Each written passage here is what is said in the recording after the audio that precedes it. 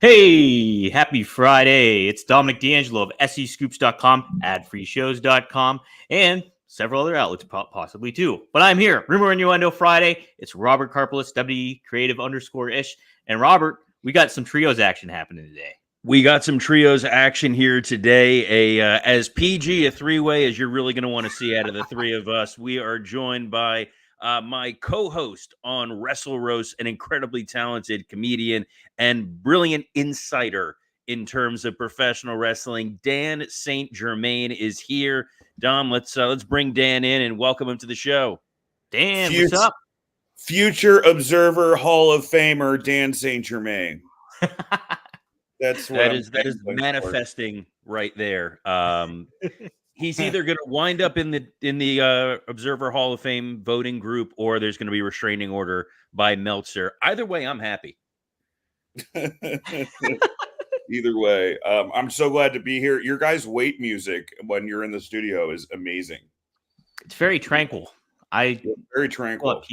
I feel at peace. This is what happens when you're on ad-free shows, and Conrad knows that you're on ad-free shows, as opposed to Wrestle Roasts, where we're kind of we're the redheaded stepchild over there. But here we're welcomed in, we're embraced. And speaking of welcoming in and embracing, let's say hi to some of the folks in the chat. We got Antonio Santos says happy Friday. David Mage says woo in the Sting voice, which is a lot less sad than the woo in the Flair voice. And Commando says, happy Friday. Can't wait for that sweet, sweet CW info. Commando, we were going to talk Billy Corgan in the CW today. Unfortunately, we got to make time for Dan St. Germain, so we got to bump that Billy in the CW story a little later. Wait, is that true? Is he is NWA coming back on CW? I thought they blew it. They're streaming on the app, but at one point they said they were going to be on there, and then they got bumped for NXT because one of their guys took a bump on a pay-per-view. A bit of a bump. Remember that.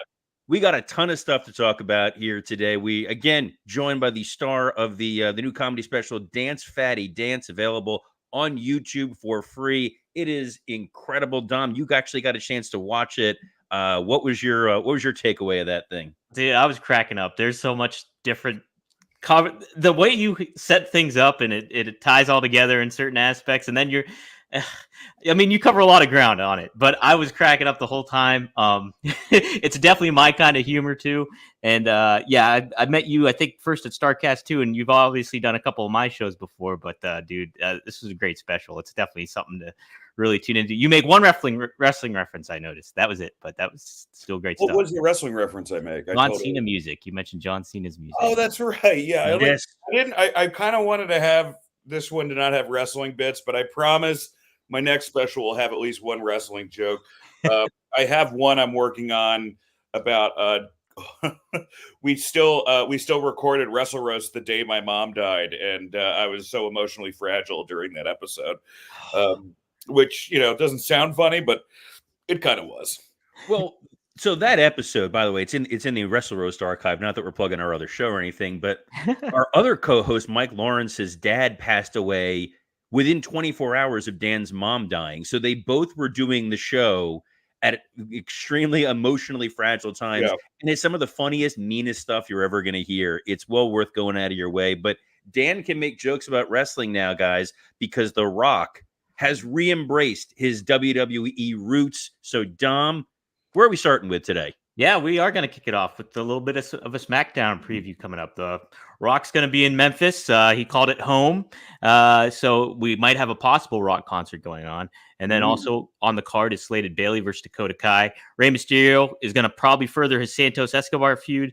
Also on tap, possibly Randy Orton versus Grayson Waller. And then we got some six-pack tag team title ladder match qualifiers going on. So, Dan, what do you think about this whole aspect of the heel Rock coming back? It took me right back to me being like in my teens and all that stuff. So I love it. I wish he didn't do the Goosebumps thing, because that's more of but it's kind of heelish, I guess. It's kind of heel. This is like, enjoy it, man. We're not going to get this, and I guess it does seem like he's going to be around for a couple matches this year. At least that's what they've been. The Easter eggs they've been planting. But Yeah, we're not gonna, like enjoy it. It's kind of like when Cena comes back, enjoy it because it's not gonna be there forever. We're in a really unique time to watch professional wrestling, I think, across the board. And I for one will be covering it on our Patreon. I for one am really excited to check the Rock's concert stylings out. No doubt. Yeah, Robert, so I know that we saw a little while ago, The Rock is going to be filming a movie shortly after WrestleMania.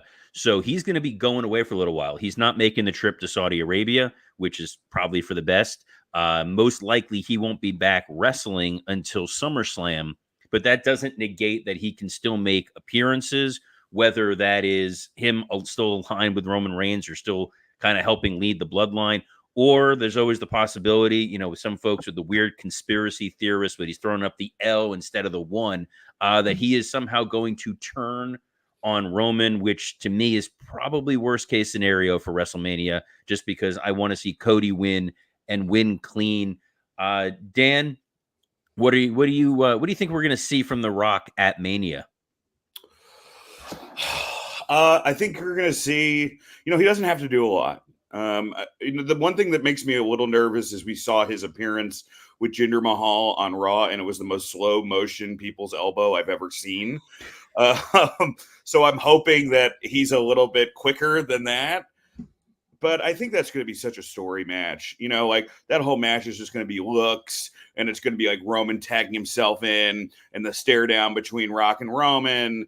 And I think they have to go over because you just have to have a bunch of adversity just heaped onto Cody before Sunday night.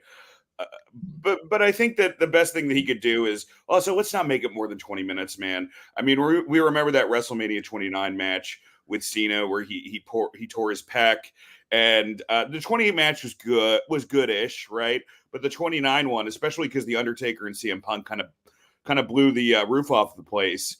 The 29 one, I remember like people were texting me from 29 and being like, God, this is long. It was really long. So hopefully he's smart enough to know, what to do, what not to do. I think that we're gonna have to see like Rollins get his ass kicked during this entire match, just so we can further that storyline the next night. But it's going to be a true storyline match. It's not going to be a 5-star, Ospreay Okada affair. It's going to be let's sell some tickets. Let's put some asses. Let's get some eyeballs on this thing.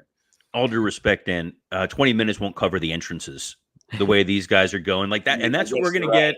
That's what we're going to get tonight. Yet Rock saying Memphis is home. He picks and chooses. Like when he's down here in Miami, Miami is home. As of yet, Rock has not released his Kevin Spacey on Christmas style YouTube video of I'm in this town and here's 20 minutes of me freestyling. I like that little. He's putting the stuff out there on YouTube. He's able to tell that story a little bit more vulgarity, a little bit more behind the curtain. Then he goes out there on SmackDown, and you're getting vintage, mean-spirited Rock. Dan, have you watched some of those YouTube videos? I haven't finished one yet, just because I've always, like with Dance Fatty Dance, the new special on YouTube. I've been in the middle of like a promotional gamut right now, but they've been fantastic. The stuff I did see the first one. I've been saving the one where he's like Daniel Rodimer, where he's like wearing the cowboy hat, and I mean this guy, man. I mean he's the thing is like Rock. Somebody described this to me. Rock is the bully in high school that's actually funny. And that's why he drives the nerds crazy, because he actually, they can't just write him off as this is just some big steroid dope. He knows what areas to hit. So, I mean, I think that like part of it is just, the only thing that's been annoying me about his social media presence, and Scott talked about it on our podcast, Wrestle Roast, which you can get on ad-free shows, is that The Rock sometimes is like breaking the fourth wall to be like, oh, I'm a heel. Come on, guys, I'm a heel, but we want to, come on, like just live the gimmick for the next 2 months, man. Like just, be total kayfabe. Any right now negativity will blow over. Like at that point, like once you get done with your whole angle and stuff like that, people are going to forget about it and remember it fondly, I think.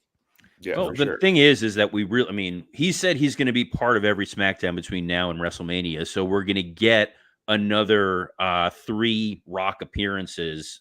And with the match being set, you have the tag match set, you have the world title match set. He can now kind of go on autopilot a little bit. It's now, stoking the flames. It'd be fun to see another Rock concert. I think part of the challenge with that for SmackDown, and we've said this before, when you're on Fox and you're on network TV, you only have so much time.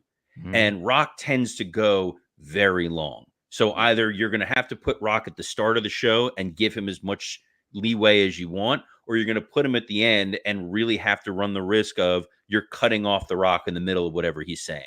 Well, that's what happened last week, like you noted out too. Probably it's like they probably had more set up for it and just did not happen. So, well, other setup that we've got for WrestleMania, we're going to see Dakota Kai in her first match back against Bayley.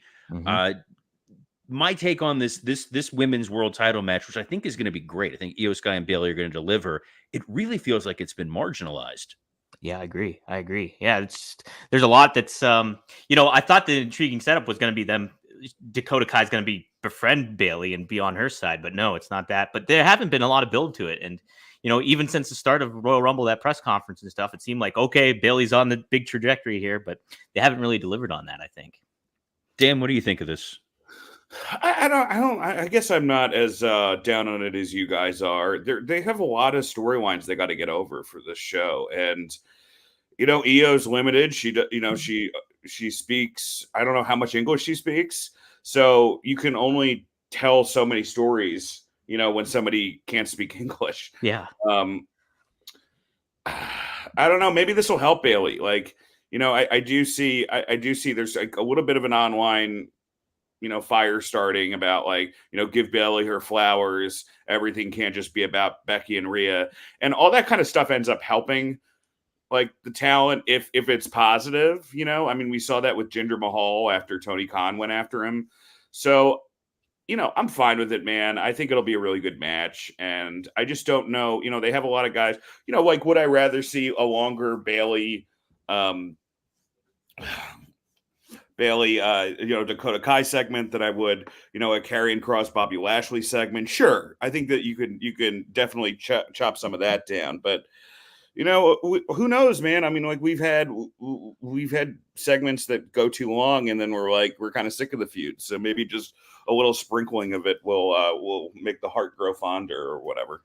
It feels like the setup here, Bayley outnumbered with damage control. They teased last week Naomi feeling sympathetic about Bayley's situation. Bianca Belair less so. We've hypothesized on here for several weeks now that we're probably going to get Kabuki Warriors defending against Naomi and Bianca. It was a matter of how do we get there. I have a feeling that's what we're going to see here tonight. It's all about setting up those matches going forward, Dom. And like you mentioned, there's also the Orton-Grayson Waller match. We still don't know who Logan Paul is going to be facing at WrestleMania. Dan, what's your ideal scenario for Logan? I think it's Orton. Do one-on-one. I understand, Kevin Owens has had a nice little feud with Logan Paul, and I understand he's headlined the last 2 WrestleManias. But you want to do what's best for business. And, we've seen Kevin Owens, have a really prominent spot on WrestleMania 34 and then not be used again at WrestleMania 35. So, it's not unheard of. I'm sure people will get annoyed by it, but maybe that'll help Kevin Owens. Maybe, again, Jericho used to have that thing of like, you don't want to be on the top of the card all the time. You want people to miss you. And I think this is a good way to maybe have him in the corner of Randy or something. I know that that's kind of an annoying spot. And then if Randy loses, you have a ready-made feud with Randy and Kevin Owens. I'm not sure. No, I think that makes sense. And I think that concept of missing Kevin Owens, missing the Kevin Owens we had, resonates. And guys, if you're missing your ability to deliver in the bedroom, may we talk to you about our friends at Blue Chew. This episode is sponsored by Blue Chew. Guys, let's talk about sex. Remember the days when you were always ready to go? Now you can increase your performance and get that extra confidence in bed. Visit BlueChew.com. Blue Chew is a unique online service that delivers the same active ingredients as Viagra, Cialis, and Levitra, but in chewable tablets and at a fraction of the cost. The process is simple. Sign up at BlueChew.com, consult with one of their licensed medical providers, and once you're approved, you'll receive your prescription within days. Once you take that Blue Chew, you're not going to miss your WrestleMania performance. You're not going to be sitting on the sideline like Kevin Owens. You're going to be pointing at that sign year after year because Blue Chew wants to help you have better sex.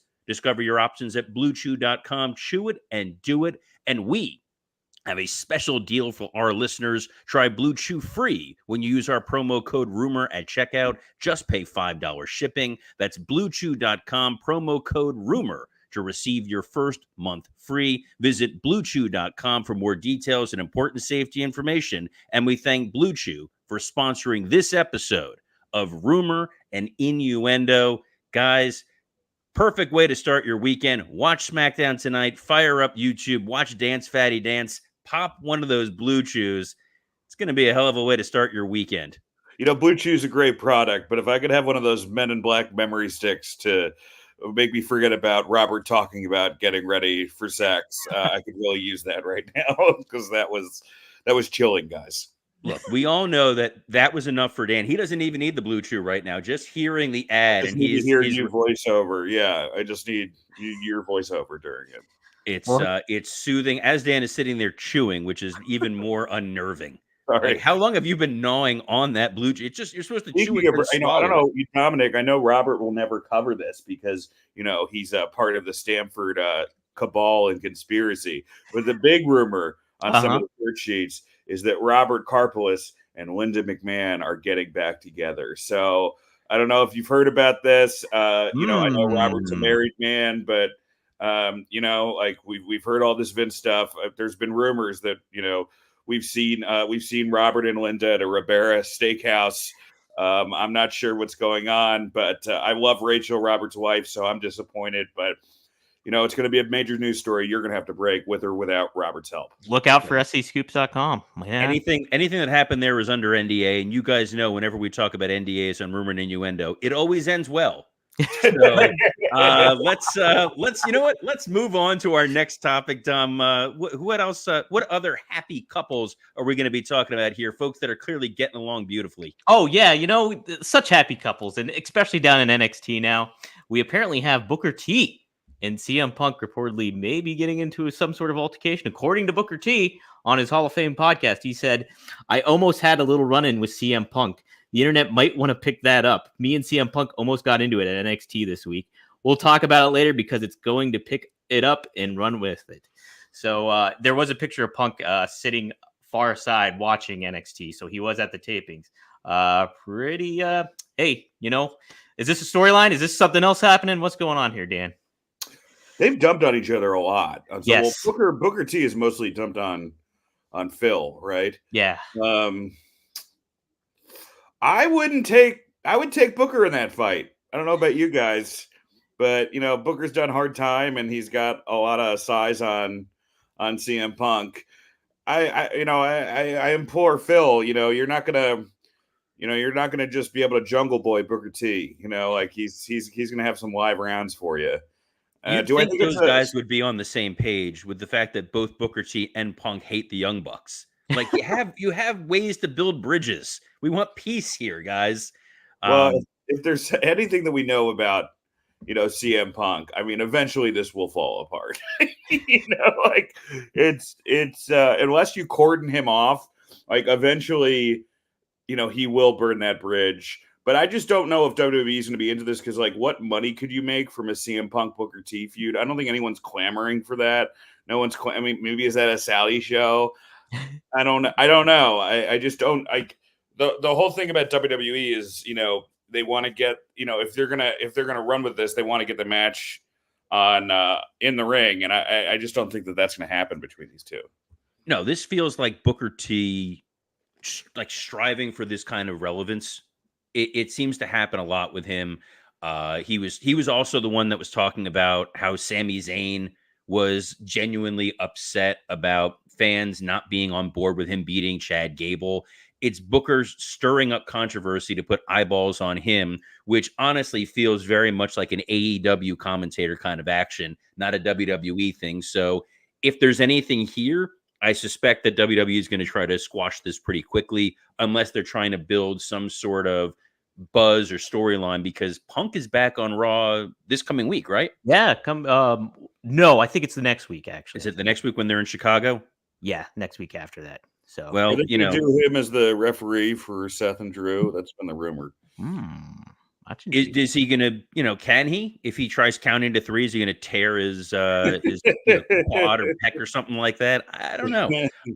But that's Booker trying to draw eyeballs to his podcast. But Dom, nobody else said something stupid on a podcast to get them in trouble this week, right? Oh, not at all. Mercedes Moné was on I believe it's the Kick Rocks podcast. Look at how seamless these transitions are, guys. It's you should totally see us off other the days, cuff. Dan. It's kind of rough. I don't pick up on them sometimes. It does feel weird. It feels like we have company over. Right, we're doesn't trying it? to be well behaved. I know. I'm like be on my ones and twos here. Mercedes Moné said on this Kick Rocks podcast that hinted that she's going to be back at WWE at some point. Actually, she just said it. She says, "I know I'm going to be back there one day. Like I said, I have a lot of unfinished business in a lot of places." And then in the Observer, it was noted by Dave Meltzer. He said, "Boy, did this one rub a lot of people the wrong way. Time will tell. And quite frankly, she'd always have it in her mind, the possibility of going to WWE. But saying so days before she's about to start in AEW wouldn't be the right time politically to say that." Dan, you're pretty politically correct. What do you think about those comments? I understand why AEW would be a little upset with this, especially after the number that they did on Wednesday. They probably want her to, be all in with the company. It seems like she's already planning, saying something like that is kind of already, you're kind of already revealing your escape hatch, So I understand them being upset. I don't think she realizes how much, I think Mercedes Moné's fantastic, but I don't think she realizes just how much work she's going to have to do to get this division over. It's been the sore spot of that company since 2018 when the company premiered. And, to Samoa Joe's credit, he's kind of almost stabilized the world title scene and been, a steady hand for that company. Nobody's saying that he's on fire or, is having the Cody run that Cody's having in WWE, but he's kind of calmed the waters a little bit. And, Mercedes kind of has to be a little bit of a leader, but that's never what she's been known for, man. She's never been known, to be the Becky or even the Bianca now, right? She's been kind of known as, the the pilled up Shawn Michaels of the women's division, right? That's she's of causing controversy. So it'll be interesting to watch this. I for sure know that if Tony starts cutting her time, or she starts getting the 925 spot, you're gonna hear about it. Oh yeah. She's the first person to finally get Tony to hire a WWE writer to come on board. It's something Tony's always been. I didn't know she was the impetus by the. Yeah, that's why they brought her over. Was because that was who Mercedes worked with when she was Sasha. So she wants her stuff crafted. And we've always talked about AEW being this very siloed place where if you're in the Bryan Danielson camp, you're going to be treated one way. If you're with the Elite, you're going to be treated another way. This is just adding another piece to it. What'll be really interesting to see is some of the folks in AEW, not naming names, Britt Baker, can't seem to hide what they feel about this. So I'm curious if there starts to be some rumbling, some ripples going on as Mercedes is there. Has Britt been throwing shade at Mercedes? Not yet, but she's good about throwing shade at everybody. We remember back when there was a couple people started liking that tweet about MJF getting too much mic time, and we thought, oh, is this a storyline? Nope. Just Britt Baker and I think it was Sammy Guevara and Jack Perry being like, yeah, this guy's getting too much time. They're not very good at hiding their feelings, but hopefully for them guys, Mercedes Moné will do big business. But Dom, We have some news about big business that happened this past Wednesday. Yeah, the numbers for big business were not too big. AEW big business, the addition of Dynamite drew 801,000 fans and a 2.27 rating in the coveted 18 to 49 demographic. While this is an increase from the previous week, which had 79,000. It was hardly a massive jump. Many expected for the show featuring Monet and saw an AEW championship match.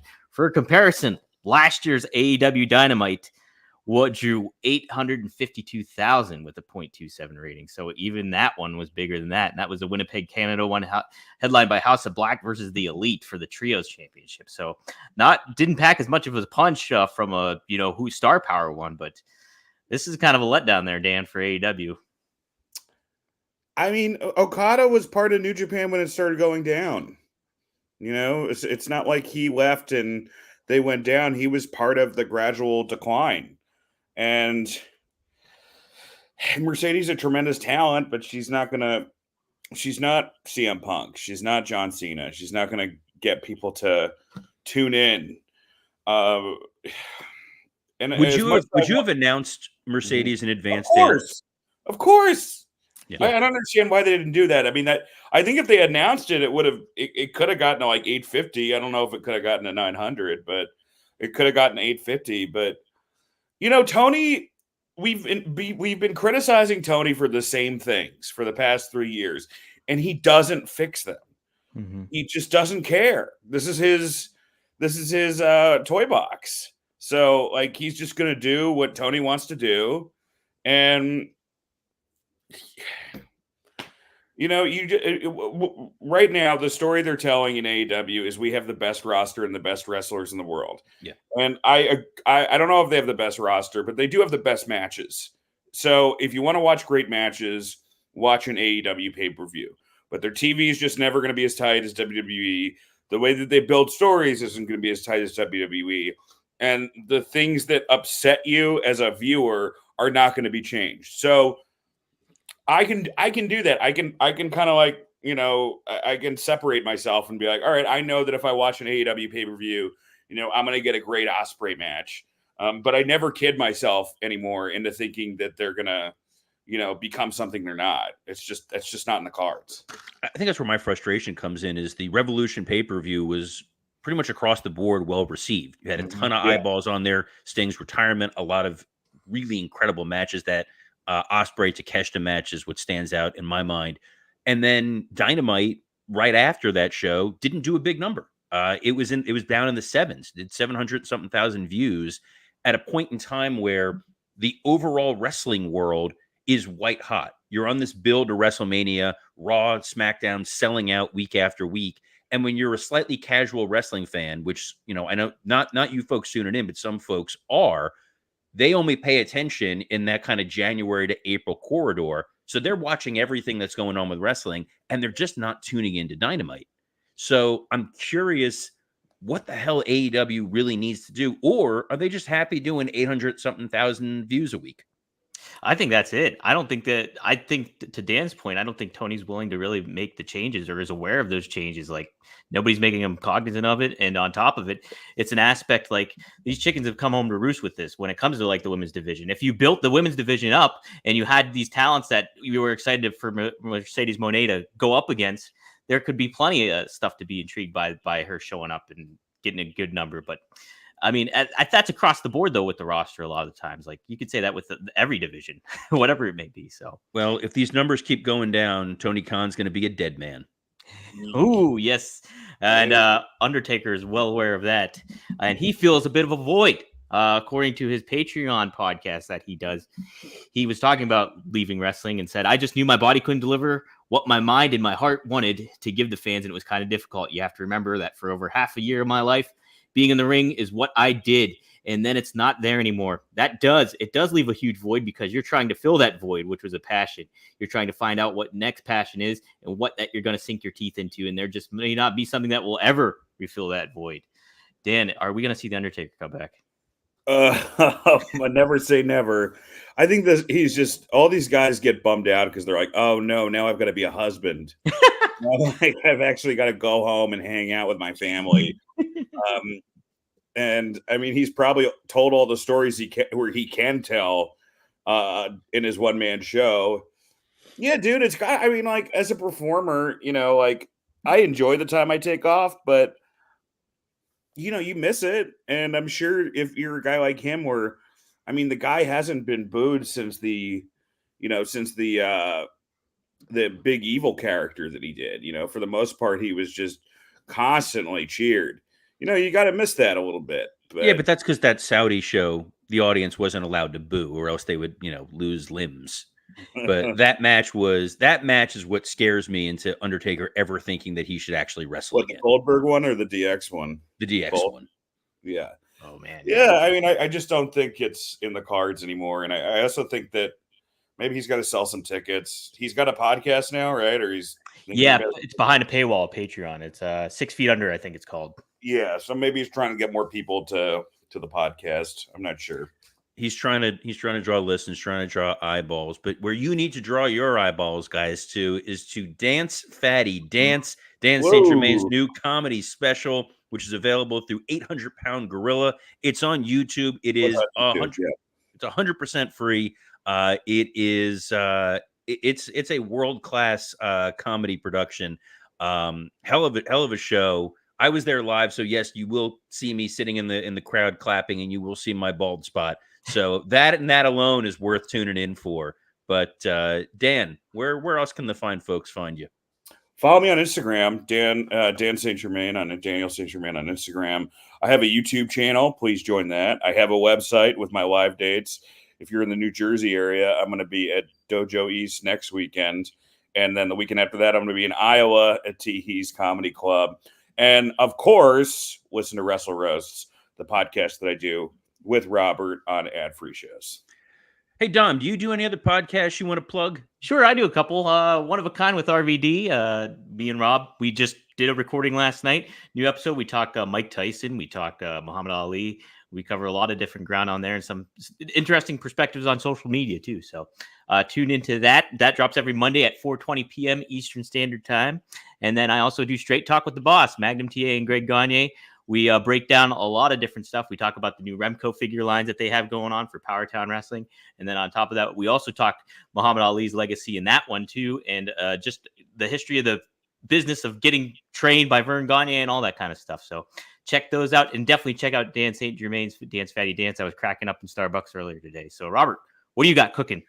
Well, we've got Rumor and Innuendo every Monday through Friday at noon Eastern. We are streaming on WWCreative_ISH, the X account, the Dominic DeAngelo X account, Podcast Heat's X account. Our friends at Podcast Heat are who make this show possible, as well as the SE Scoops X account.